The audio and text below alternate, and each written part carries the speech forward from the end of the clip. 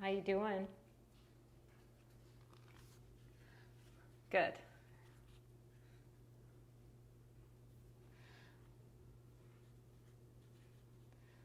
So I'll just quickly review again what we're going to need for this practice. This is mobility snack, and we're going to need some sort of a small, soft object. So I have two here. One's a little eraser, and the other is a microfiber eyeglass cleaning cloth, just wrapped and rolled up into a little squish thing. And then also we need a resistance band. The resistance band can just be one of these without handles, but if you had one with handles, that would work too. And it doesn't really matter how much give it has, just whatever you've got will work. We're going to be working on spinal segmentation today, and we're going to start with my favorite way to practice it, most accessible in my opinion, which is on the ground. So let's come on down to the back, and you're going to have your little props handy. And for now, we're just going to focus on a little bit of freestyle movement and breathing. So when you lay down, you can decide how you want your feet to be, how you want your legs to be, what's happening with the shoulders and the arms. If you want your head to kind of sway side to side, that would be good. Basically, you're just feeling things out, noticing how the body is today. Take care of yourself as we practice. Make sure you're just paying attention to sensations as we move, not being tempted to push or pull yourself into anything that feels like territory that could create an unsavory experience. Challenge is good, but we don't need to force anything.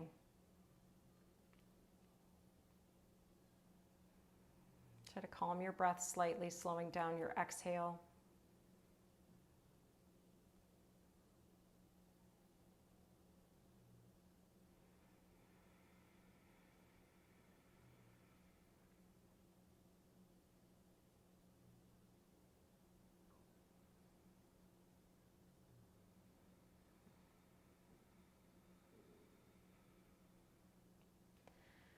And then let's plant our feet as wide as our hips.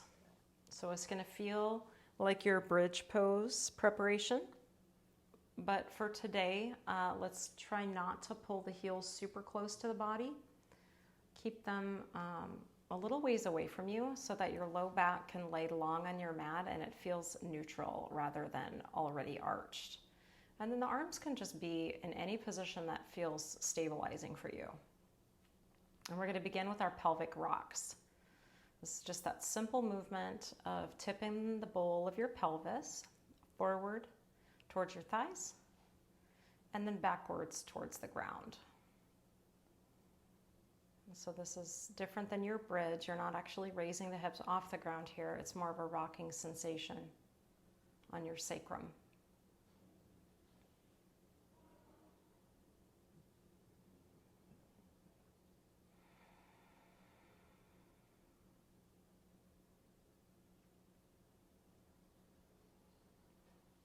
And then you're going to take some time to explore a rolling bridge.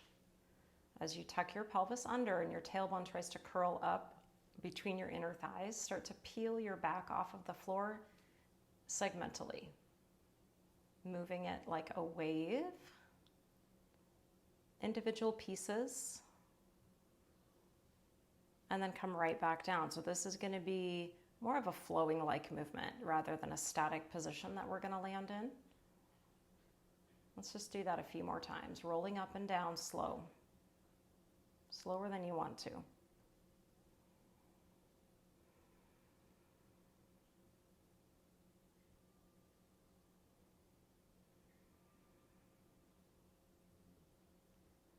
And after that last one, give yourself a little rest because the next several repetitions are going to be a little more challenging because we are going to be there for a little while.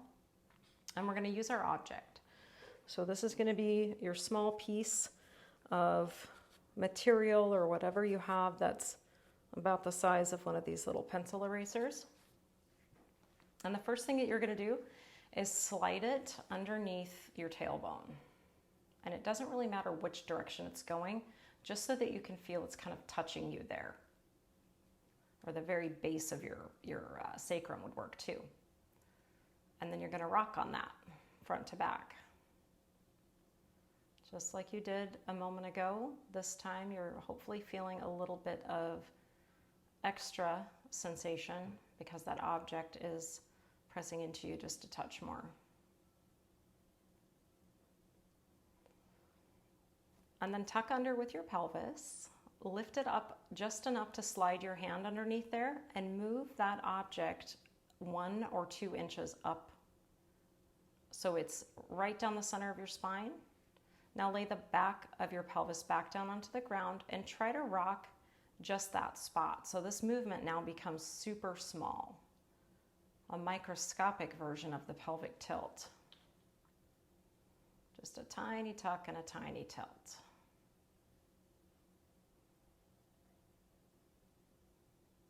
And then roll up off of your mat, slide your hand underneath you, and move it up maybe 1/2 inch this time, so even less. And then you're going to work that spot where you feel the object. You're just going to try to get that individual segment of your spine to move without moving anything above it.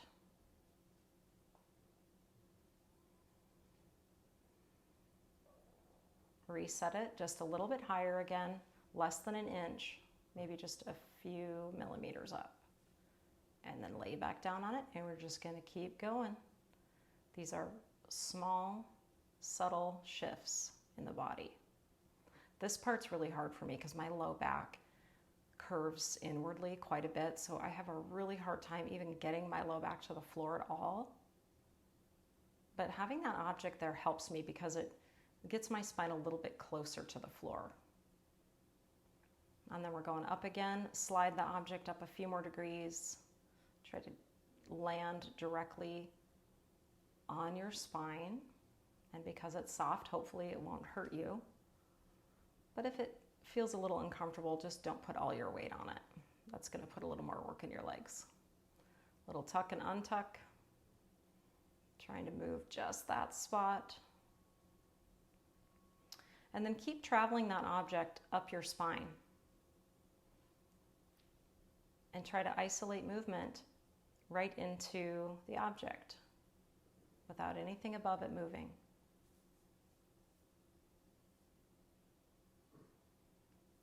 Raise it up and move it up.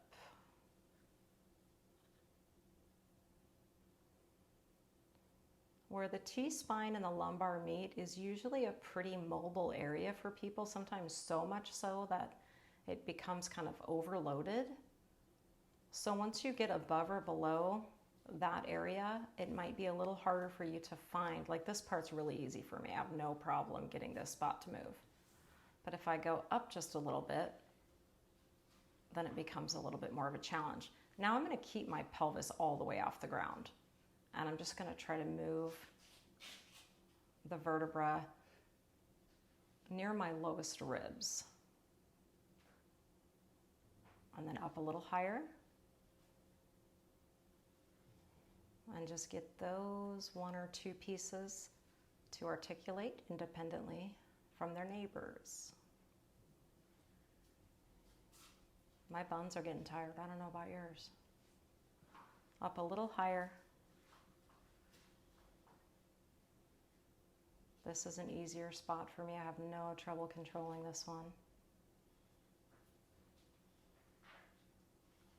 A little bit higher. Now you're getting to where you're almost up where your shoulder blades are probably. And you guessed it, we're going to go down just the same way.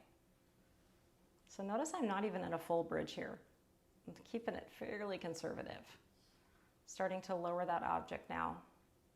About a 1/2 inch at a time, a little more, a little less, depending on how tired your glutes are. Keep scooping under with the tailbone. A little lower. Move it a little lower. Oofda. Oh, here's that hard spot again. I really can't even feel it right now. A little lower, getting into the lumbar now.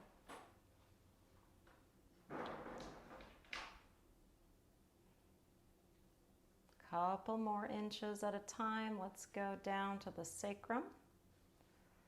I'm still in my low back, but you're on your own journey here.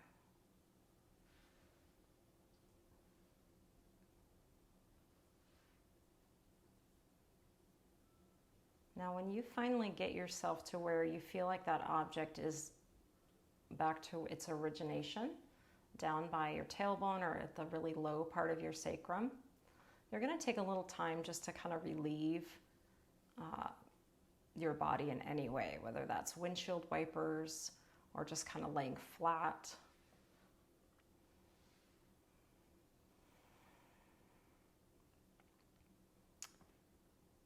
When I let go, I got a nice little pop.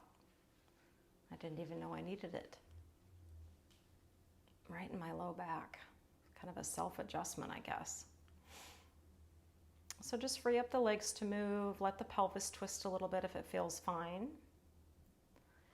And then our next stop is going to be up in tabletop. Excuse me. And in tabletop is where we're going to need the band. And sometimes it takes a little bit to get yourself set up here. Excuse me, I have a little tickle in my throat. I swallowed wrong.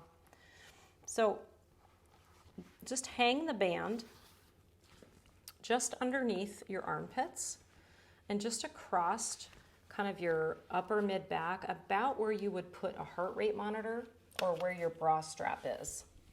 And then you're going to hold on to the edges of the band so that you can feel the tension in the band.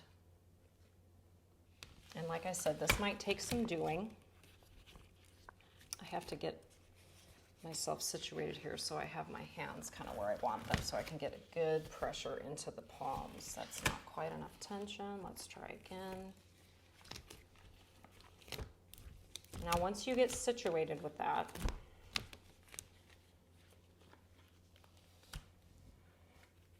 what we're going to do is keep the pelvis still. So we just moved the pelvis a whole lot in that bridge pose.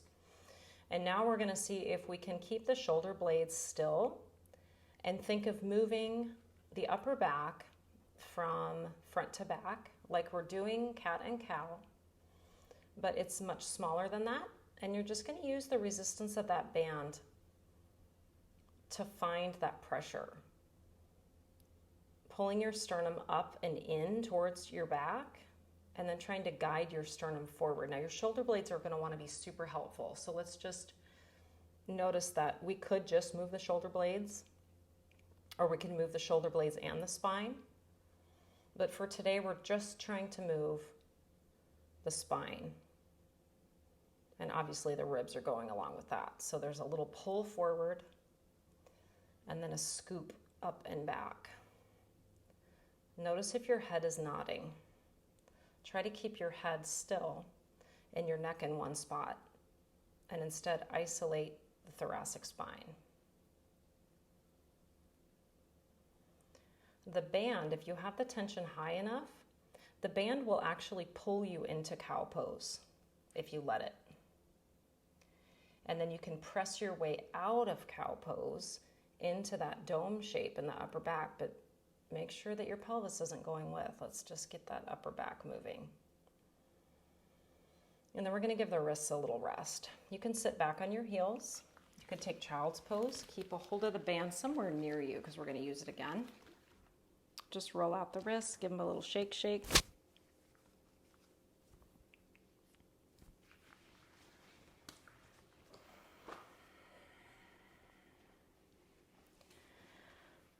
And then we're going to place that band back behind us, kind of like you would hold a towel if you were drying off your back.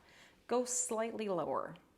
So still in the thoracic area, but a little bit closer to the lumbar.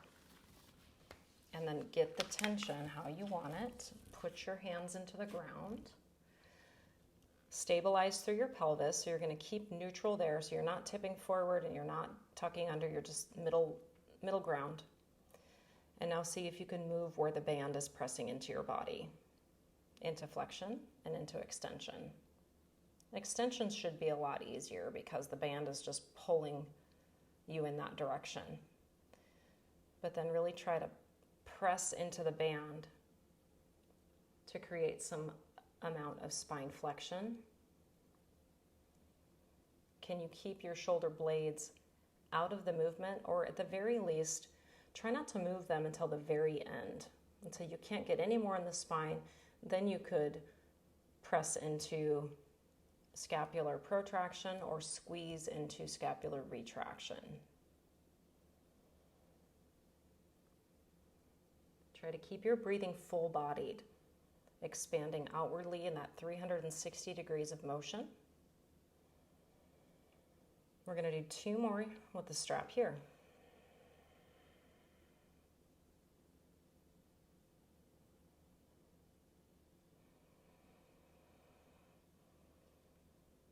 And then once again, let's rest off the wrists.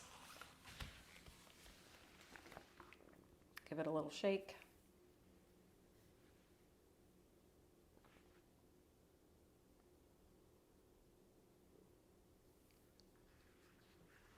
And then we're going to use the band for feedback even a little bit lower, straddling the lumbar and the thoracic. So right where the two meet, think high waistline, low rib cage.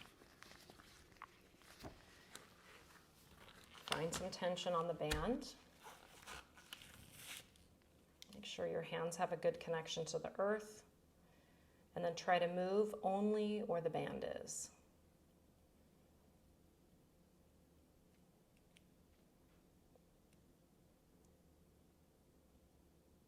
And let's actually on this one prioritize the flexion shape, which is the one where your back is rounding up. And maybe don't go so far into extension because the band's going to help you with that motion. Instead, work against the band. Keep your arms as straight as they'll go and your shoulder blades still. 2 more times.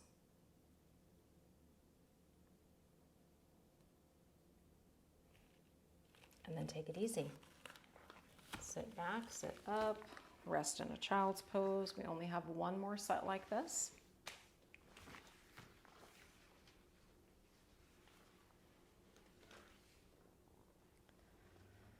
And this one's going to go lower yet, mostly in the low back, but not really around the hips. And then get your band's tension how you want it. Make sure you can communicate with the earth with your hands. And this one's a little harder to control. So what you could do is put less tension on the band, because it might roll up your back a little bit. Let's just try to get the area where the band is to move. Little tuck, and then we're tilting the other direction.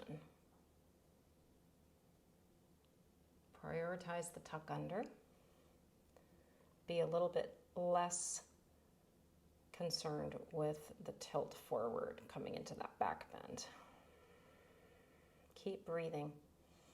Try to breathe into that band. That inhale creates a stabilizing pressure system inside your core. And you can even keep that expansion as you exhale. It's almost like you're kind of trapping inhale in your belly, keeping that pressure system as you exhale your breath. In other words, don't suck your stomach in. Okay, that's going to be it with the band. You can set it off to the side. And then we're just going to do a little bit of full mobilization in the spine using different leg positions. And this is going to kind of be our finale. So we're going to start with a half kneeling position, and our right foot will be out in front of us and our left knee will be under the hip. And I think for today, we're going to change up the arm position. Usually I would have you kind of cross your arms over in front of you, but I think if we try it a different way, it might just be a little bit different experience. So really casually interlace your hands behind your head, and then just let your shoulders land where they land. So don't worry about drawing them down or up or anything like that. Just kind of feel out for a natural posture here, but do slightly tuck under with your pelvis. Now I want you to think about moving here in this front sternum, like the very lowest part of your sternum, rather than your head, or your neck rather. And then think of curling your spine over a big beach ball.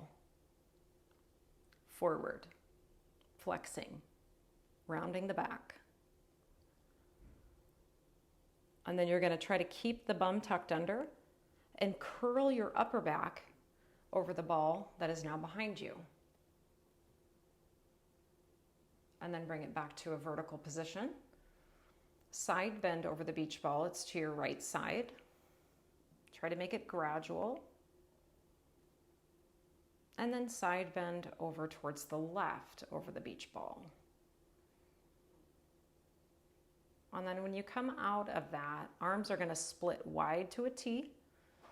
Rotate your chest towards the right side. So you're pivoting and twisting through the core and reaching your arms in opposite directions. And then face forwards and twist your spine open to the left. Try not to move your arms though, keep them set. And then unravel your spine. Spine decompression. We're just going to step forward and hang. Hang over the legs, letting gravity create a little bit of space in your vertebral column as your head just hangs on your neck.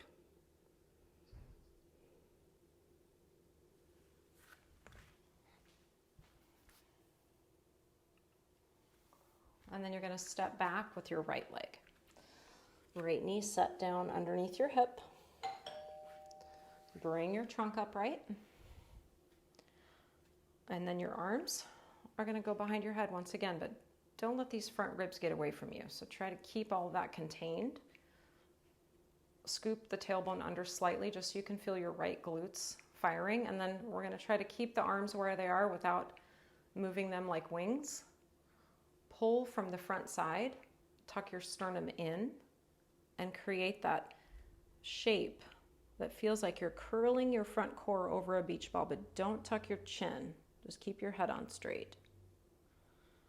Good. Now rise up. Low back is going to pretty much stay where it is, and you're thinking about curling the upper back over your ball. And then bring it vertical. Curl over the ball to your left, lateral flexion. Nice and slow, progressing one vertebra at a time. And then you're going to take it towards the right side. Thinking of moving from the lower part of your spine, and then the upper part of the spine moves last. Pivot back to neutral and take your arms wide. Set the ribs down and twist your upper body towards the left and open to the right. Face forward. Step forward and fold over your legs.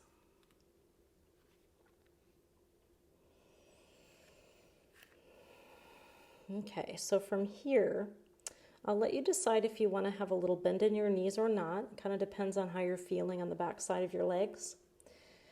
But before you do anything with your spine, let's consider that the pelvis is driving the movement. So before you think of lifting your heart, I want you to think of like dropping the tailbone towards your heels and letting your pelvis move into that posterior tuck. You might even squeeze your glutes a little bit here, and you're going to roll up as slow as you can roll up with your legs in your seat working. The front core might still be contracting to round up the back like you're doing cat pose. Let your pelvis set nice and neutral, And then feel your low back start to stack. And then the mid back. And then the upper back. And finally your head. Your neck will come into neutral. And we're only going to do one more in the reverse. So here's the thing. You could do this without any feedback, just standing in the middle of the room. Another way to do this, if you wanted to try it on your own time, would be to go up against a wall with your feet, I don't know, maybe 24 inches away from the wall. And you would try to remove your spine from the wall, one piece at a time, ducking the chin, feeling that upper back curl away from the wall. And then we're traveling through the mid back, keeping the pelvis tucked as long as we can. And the low back starts to articulate. And then eventually, in order to go deeper into the fold, we've got to let the pelvis tip forward towards the thigh bones. And that's going to take you into that forward dangling position again. And remember, the knees can be bent or straight. Just a little bit different experience.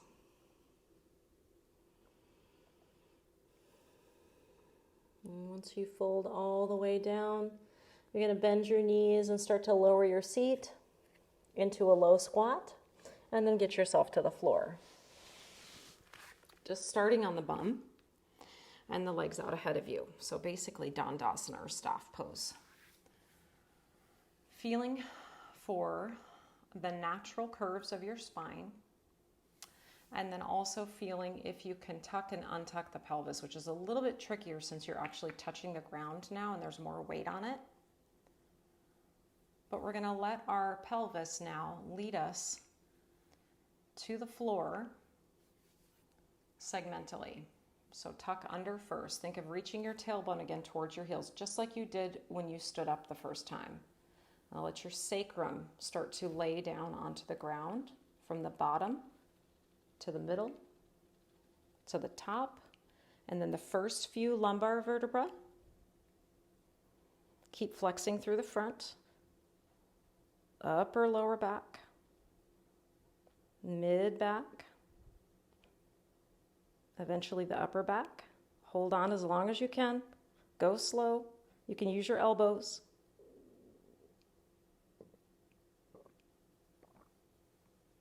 And then once you're down, you're down. Back to where we started. You may bend your knees and wipe your legs. You could explore some movements like twisting, opening and closing the knees, rotating the ankles, basically anything that makes you feel good.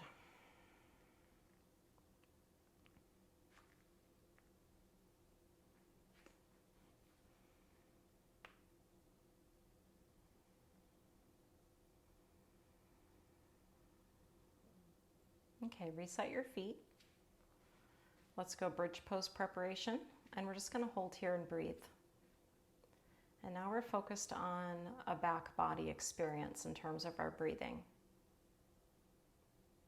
So you don't have to think about not breathing in front or trying to limit that in any way. It's just that your focus here now is landing on the back side. And your intention is to breathe a bit more there.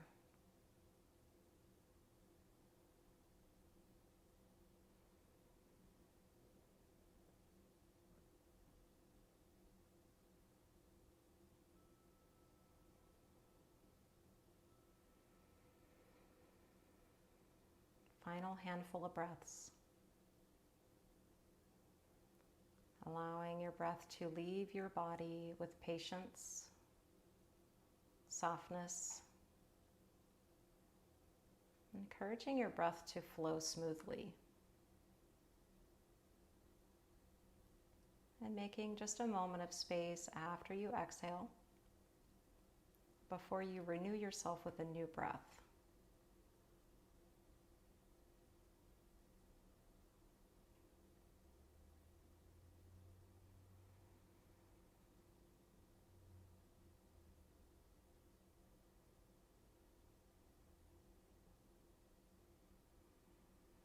And then let's curl up into a little cannonball.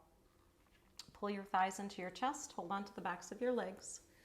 Lift your head and shoulders and try to create that spine flexion once again. Tip yourself from side to side. And then you can generate a little forward to back momentum. You might need a little kick of the legs to get that going. And then you can roll on your back as long as you want to.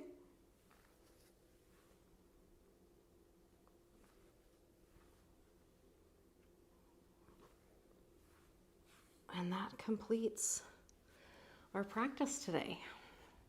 So I'm happy to say hello for those of you who are in Zoom. If you're watching this later, thanks for coming back to this.